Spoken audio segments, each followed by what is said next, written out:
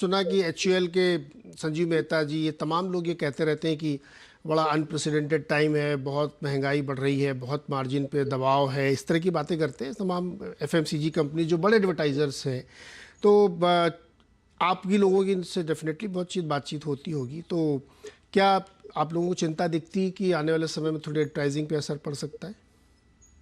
देखिए, हमारी एडवर्टाइजिंग की अलग अलग कैटेगरीज हैं, real estate, education, FMCG. FMCG हमारे लिए सिर्फ 5% की कैटेगरी है, तो वहां तो वास्तव में pressure है। लेकिन बड़ी कैटेगरीज है, रियल एस्टेट, एजुकेशन, उनमें बहुत बड़ी ग्रोथ है। रियल एस्टेट में तो 50% की ग्रोथ है। आप किसी बिल्डर से पूछिए, सबने भाव बढ़ा लिया पिछले 2 साल में। डिमांड बहुत है, लोगों के पास माल अवेलेबल नहीं है। तो क्या हो रहा है, एजुकेशन और रियल एस्टेट में ग्रोथ है, उससे हमारी बाकी कैटेगरीज मैचअप हो जाती है। रियल एस्टेट में, हाँ, हालांकि रियल एस्टेट में भी थोड़ी चिंता बढ़ेगी सर, ब्याज दर वगैरह बढ़े, लेकिन और ज़्यादा एडवर्टाइजिंग बढ़ाएंगे वो, जिससे कि ज़्यादा से ज़्यादा इन्वेंट्री क्लियर हो तो और बढ़िया ऑफर। अच्छा, फेस्टिवल सीज़न आने वाला है बिल्कुल, अब वर्ष पे हम लोग खड़े हैं, तो बुकिंग्स और इन्वेंट्रीज तो आप बता सकते हैं हमें कि किस तरीके की है अगले 2-3 महीने के लिए? देखिए, अभी तक जो हमारी एडवर्टाइजर से बातचीत चल रही है, हर आदमी अभी अगले 3 महीने को लेके बहुत उत्साहित है। लोग बोल रहे हैं कि इस बार दिवाली जरा एक्सटेंडेड बनाएंगे, त्योहार पूरे जोश खरोश से मनाएंगे। क्योंकि पिछले 2 साल से कोविड फंसे हुए थे, तो मुझे लगता है इस बार अगस्त के महीने से काफी बाजार में दमदारी आनी चाहिए। लोग खरीदने को तैयार बैठे हैं, तो उसका एक एडवांटेज सभी सेक्टर्स को मिलना चाहिए। तो आप लोगों ने कितनी, मतलब हायर प्राइसिंग पे आप बुकिंग कर रहे हैं अगले फेस्टिवल सीजन की जो एक्सटेंडेड आने वाला है? ये देखिए, आपने अब क्या दूसरी दुखती रख पे हाथ रखा। क्या होता है, जो एडवर्टाइजर है वो आपको ऐड तो देने को तैयार होता है और बढ़ा के भी देने को तैयार होता है, लेकिन एकदम से भाव बढ़ा के नहीं देता। तो लेकिन हम लगे हुए हैं, धीरे धीरे कुछ हो जाए उस पर। अच्छा, वो कॉम्बो ऑफर भी कराता होगा कि आप एक साथ 6 जगहों पे 6, 5, 7 एडिशन में करिए, डिजिटल भी कर दीजिए, ये भी कर दीजिए और रेट ये ले लीजिए, ऐसा करते हैं क्या लोग?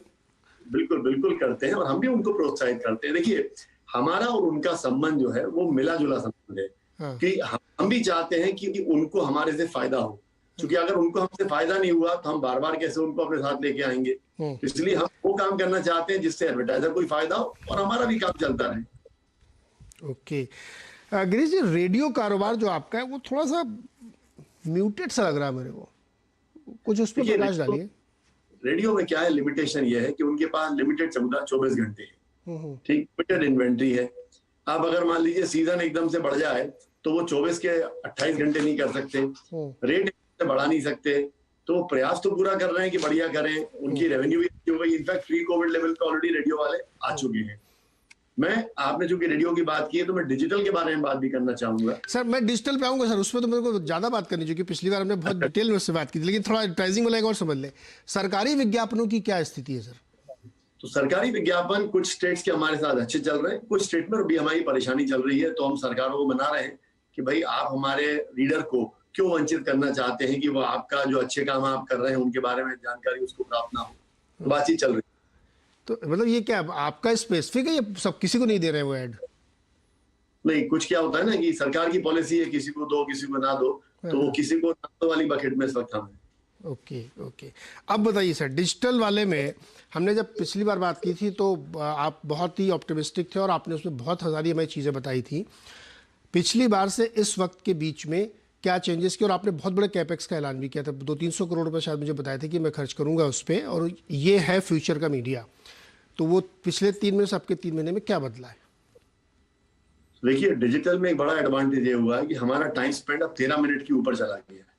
ओके। तो अब आज न्यूज ऐप में, हमारे जो न्यूज ऐप में आ रहा है वो लगभग 13 मिनट हमको रोज देता है, जो अपने आप में बहुत बड़ी बात है। साथ के साथ हमारे 17 मिलियन यानी 1,70,00,000 पाठक जो हैं वो हर महीने हमको डिजिटल में पढ़ रहे हैं। कुछ लोग रोज पढ़ रहे हैं, कुछ हफ्ते में 4 बार पढ़ रहे हैं, हमको पढ़ रहे हैं डिजिटल के माध्यम से। तो ऐसा कॉम्बिनेशन हो गया कि सुबह अखबार पढ़ते हैं और दिन भर अपडेशन के लिए डिजिटल में देखते हैं।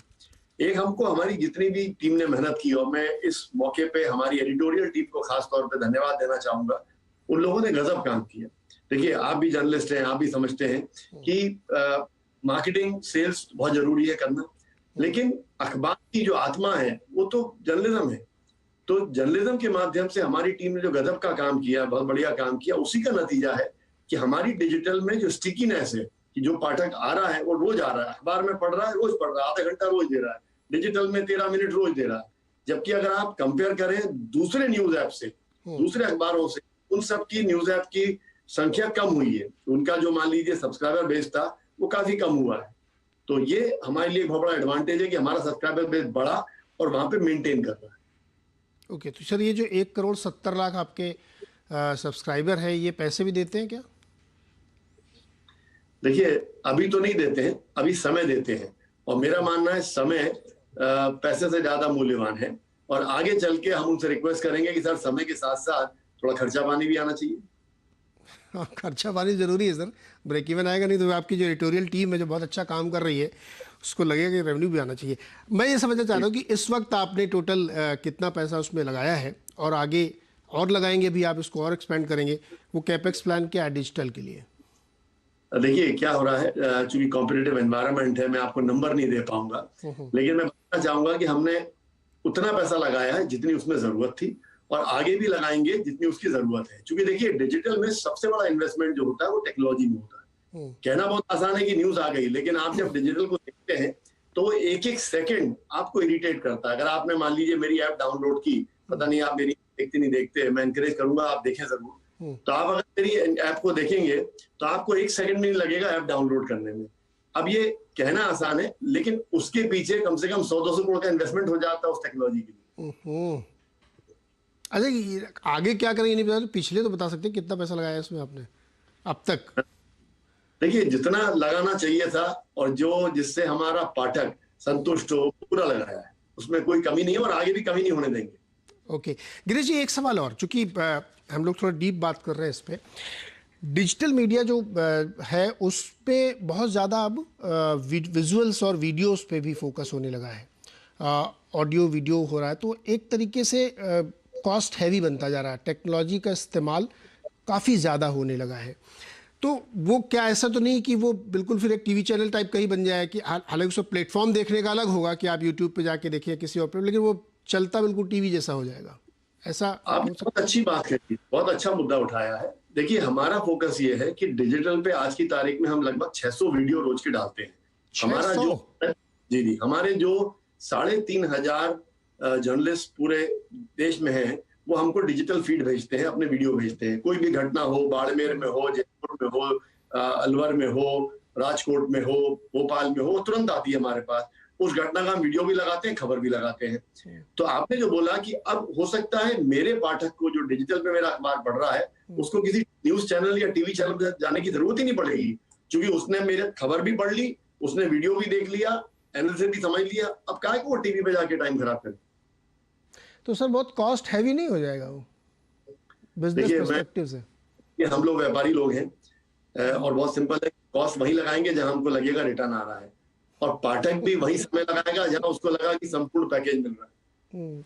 अच्छा, अब चूंकि आपने कहा है कि फिर कोई और चीज़ पढ़ने की ज़रूरत नहीं पड़ेगी, तो जब उस संसार में आप प्रवेश करते हैं उस प्लेटफॉर्म पे, उस गेटवे पे, तो भारत में ही कितने यूट्यूब चैनल और कितने न्यूज़ के वीडियोस चल रहे होंगे, शायद गिनना बड़ा मुश्किल हो सकता है कि सरकार से पूछना पड़ेगी कितने चल रहे हैं। तो उसमें फिर कैसे ढूंढे आदमी, ये कैसे आपने मान लीजिए सब्सक्राइब भी कर लिया, नोटिफिकेशन का बेल भी क्लिक कर लिया, तो एक एक आदमी 300-300 करके बैठा हुआ और दिन में 50 नोटिफिकेशन आते हैं, तो वो कैसे हाईलाइट होगा कि मुझे दैनिक भास्कर वाला ही वीडियो देखना है? वो अलग से यूएसपी कैसे क्रिएट होगी उस बड़े समंदर के अंदर? देखिए मैंने जो अपनी लिमिटेड नॉलेज में समझा आज तक वो ये कि अखबार का धंधा जो है वो क्रेडिबिलिटी। आपको क्लटर में कुछ नहीं करना है, आपको कोई मार्केटिंग नहीं करनी। अगर आपकी विश्वसनीयता है तो पाठक जो है आपको अपने आप अखबार उठाएगा, अपने आप आपका डिजिटल देखेगा।